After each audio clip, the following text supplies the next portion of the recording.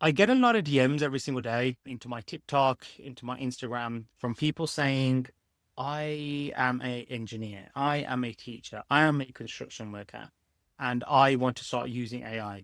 How do I do this? Now, I try to respond to every inquiry that I get. For me, it's very tough for me to answer such questions if I don't know where you want to go. If I don't know what your end goal is and what net result you're trying to achieve. Are you trying to use AI in your personal life and not your job? Are you trying to use it in your job to move forward and progress and unlock new opportunity? Are you trying to get away from your job and jump into a new field or start a new business? I have no idea, so I can't really guide you. But what I do want to give you is a series of examples which I've come across over the past few months that I think are really cool. And the really powerful thing about these examples is it's using the softwares you've already used now. You've probably got it installed on your phone or laptop. ChatGPT, for the most part, is what they're using to win big. And I want to give you some examples. And those examples are the first one, which I thought was super powerful because I talk a lot about if you are in a career, you're in a job and you want to stand out and protect your future and have some financial security, position yourself with AI now. A kid in the UAE done this. So a kid came out of college, wanted a job, and he was looking around on LinkedIn for available jobs. He came across a founder's profile who's pretty there in the public domain. He's kind of famous. And he saw his profile, he saw the job offering, and he really liked what the founder stood for. Um, the founder has put his face to the business and what the company stood for. So what he did, instead of going the like everybody else does, apply for the job, send the CV, and just sleep on it. He took the LinkedIn profile of the founder. He's very vocal on LinkedIn. He took the LinkedIn founder, put it through AI, got to understand the tone of voice and the language that the founder uses and what the founder will probably relate to if somebody approached it. What would make him open up and listen to you? He then understood that and then he formed a LinkedIn direct message that had all those points incorporated into it, saying maybe, hey, this is Aaron here from, whatever. I've just come out of college, this, that, the other. I'm looking for a job, you align. But it did it in the way that the founder will respond to that message because it's picked up on the tone of voice the founder has and the language the founder uses. So he will identify with that, send it across. And what happens? The founder picks it up and says, whoa, someone's really stood out here. They didn't know he had used AI at that point. Anyway, he got an interview, got a job. And then in the interview, he actually told the founder and the team that, hey, this is what I did with AI to land the job.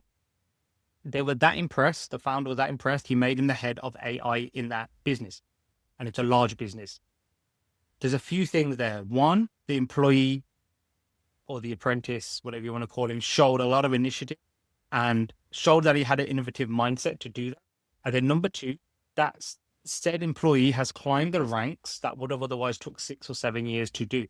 He's literally got a job and he's landed straight into a higher position, which usually takes years to build up. Right. That's the power of AI. What did that take him? Probably 10 minutes to do.